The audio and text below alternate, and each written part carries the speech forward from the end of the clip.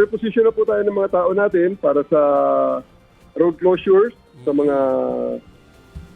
mga major roads na malapit sa Luneta. So essentially, mula Buendia hanggang doon sa Anda Circle ng Cross Boulevard ay sarado po yan, plus yung mga perpendicular roads niya na malapit hanggang dito sa may UN Avenue at yung kasunod pa po. Dahil hanggang top ay meron tayong closure sa mga perpendicular roads.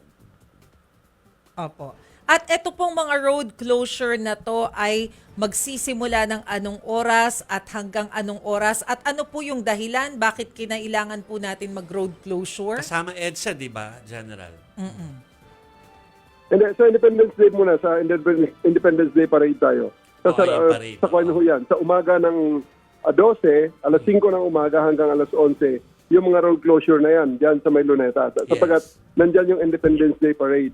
Marami pong magpipreposition ng mga assets, both ng mga sundalo at saka ng civic military parade natin. So iba-ibang ahensya ng gobyerno, marami ang sasali sa parade na yan, kaya kailangan nating talagang ibigay ang espasyo sa kanila.